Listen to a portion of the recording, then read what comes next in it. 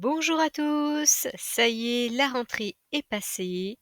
Au- Aujourd'hui, je fais une petite annonce concernant mon activité principale et quelques événements que je ferai prochainement. Mon activité principale est l'accompagnement en psychologie holistique avec la numérologie vibratoire. La psychologie holistique, pour faire simple, c'est une science de l'être. C'est une psychologie, de l'être, c'est-à-dire du tout, puisque holistique vient du mot holos, heu, qui veut dire autour du tout. Cet accompagnement, bien sûr, c'est comme toute chose, c'est, d'aider la personne à, trouver ses propres clés, à comprendre un petit peu les paramètres intérieurs, de sa conscience. C'est évoquer tout ce qui est lié à la vie de chacun, à la personnalité, au moi, au petit moi, à cet ego. Cet ego cependant n'est pas tout. On a cru jusqu'à présent qu'on pouvait tout régler à cette étape, à ce stade. L'ego, lui, est lié au mental.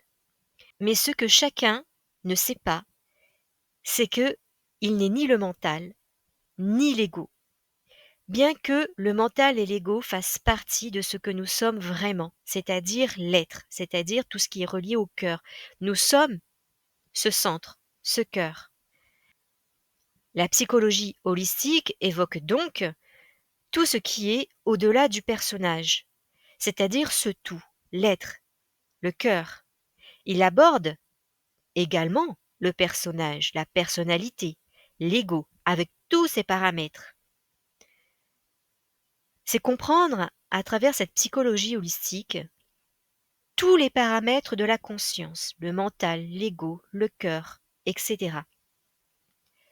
Pour le personnage, il s'avère qu'il reste souvent fermé, avec le mental, avec les raisonnements, qui sont souvent limités, qui sont liés aux souffrances, aux peurs, aux freins, aux difficultés, aux croyances.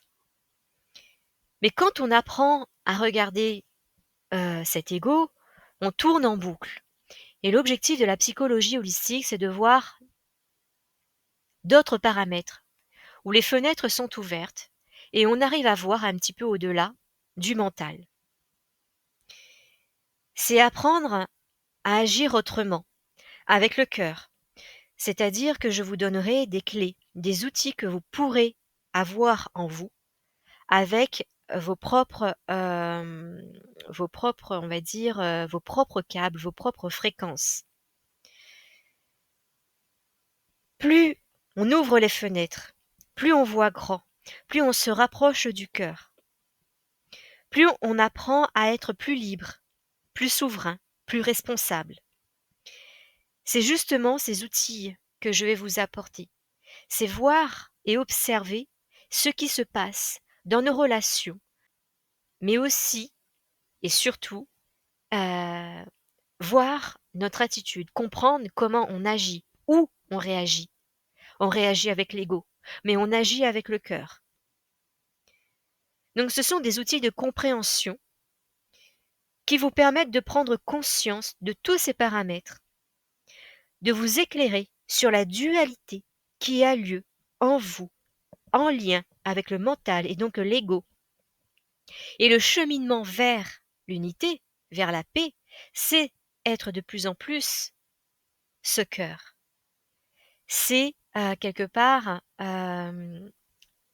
s'ouvrir à un monde beaucoup plus subtil, qu'on tasse depuis quelque temps, qu'on tourne parce qu'on tourne en rond depuis, des années, des siècles et cetera. Tout ce qui est difficulté, résistance, peur, croyance, toutes ces notions sont liées à l'attachement de l'ego. C'est là aussi où je propose, où j'apporte un éclaircissement. C'est-à-dire que l'ego et le mental seront toujours utiles, puisqu'ils font partie de ce tout, de cette grande conscience. Le problème qu'il y a dans nos vies, en nous-mêmes, avec cette dualité à l'intérieur de nous, c'est lié à l'attachement. C'est cet attachement qui nous tient au ralenti ou vers le bas. Cet attachement c'est-à-dire les chaînes que nous avons par rapport à un passé, par rapport à des émotions, des souffrances, des peurs, et cetera, conscientes ou non conscientes d'ailleurs. Et l'objectif aussi, pendant cette séance, c'est de prendre conscience de cet attachement et de comprendre que le détachement, ce n'est pas, «je m'en fous de quelque chose ou de cette relation» et cetera. C'est, se détacher de ses propres chaînes. Pas forcément de la relation en elle-même, parce que la relation avec telle ou telle personne, telle ou telle chose n'est pas le problème. Le problème, c'est toujours l'attachement. Je mets en parallèle donc tous ces paramètres liés à l'être, c'est-à-dire ce que chacun est réellement. Comprendre ce qui bloque est une chose, mais apprendre à observer tout le jeu de la dualité de l'ego est un premier pas vers soi. C'est un accompagnement qui met en lumière l'attachement, puis le détachement. Cet accompagnement est en lien et se fait en même temps que la numérologie vibratoire. Cette numérologie vibratoire concerne les nombres qui sont liés à la date de naissance, au nom de naissance et à vos prénoms de naissance. Les nombres, tels que nous les connaissons dans notre monde matérialiste actuel, est utilisé comme outil mathématique. Mais dans les premiers temps des civilisations, ils avaient une autre signification, bien différente. C'étaient des symboles liés à la conscience, liés, on va dire, avec des mots très simples, à la psychologie de l'être, dans son individualité. On a tout transformé au fur et à mesure, que les civilisations ont avancé, au fur et à mesure que les civilisations se sont séparées. En réalité, elles ont une valeur réelle. Elles sont beaucoup plus symboliques. Le langage, en effet, s'est séparé en langues, tout comme les nombres. Les nombres viennent des lettres. Quand on regarde les anciennes civilisations, le langage, quel qu'il soit, sous forme de lettres ou de nombres, le langage est universel. Ce qui veut dire que tout vient de la même racine. Cette numérologie vibratoire est un état des lieux, c'est-à-dire celui de votre maison intérieure. On vérifie si elle est propre, poussiéreuse, encrassée, mal rangée, etc. Elle concerne depuis la naissance, tout au long de votre vie. C'est comme un petit peu détailler votre ADN psychologique, mental et non pas physiologique. C'est aborder aussi différents points, c'est-à-dire tout ce qui est lié à la confiance en soi, par rapport à l'extérieur, par rapport à son intérieur, aussi la créativité, les relations avec une personne, avec plusieurs personnes, aussi les relations par rapport à l'humanité. C'est, aussi regarder ce qui se passe par rapport à l'argent, par rapport au domaine de la matière, du professionnel, de la vie en général. Donc du monde matériel, du monde spirituel. Et ce monde spirituel n'est autre que la seule chose qui est liée à notre cœur.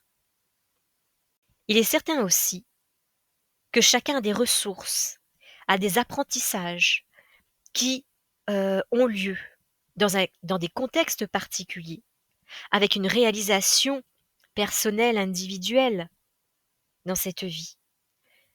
Donc ces ressources, ces apprentissages, ce contexte, cette réalisation, ce sont des choses qu'on, met en avant, qu'on expose aussi pendant la séance. On verra aussi des défis, pourquoi il y a eu des défis, que tout est nécessaire, que tout est un chemin et que tout a un but. Quels que soient les freins, quel que soit le côté passif ou actif que nous avons en nous, tout est nécessaire, tout est en évolution. Donc on verra un petit peu tout ça via la numérologie vibratoire et l'accompagnement en psychologie holistique.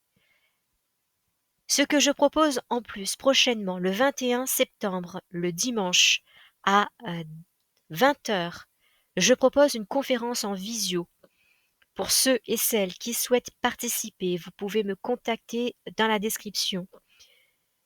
Il s'agit de la découverte de la paix. C'est comprendre aussi par ce chemin, obtenir des compréhensions plus larges et un peu détaillée aussi, mais surtout pour, sortir aussi des croyances. Des croyances d'ailleurs qui sont de toute façon, quelles qu'elles soient, limitantes. Donc je vous propose cette séance le 21 septembre. Je vous dis à bientôt pour d'autres événements qui auront lieu aussi prochainement. Sur ce, je vous souhaite une belle journée, une belle soirée, ce que vous voulez. En tout cas, je vous dis à bientôt. Au revoir.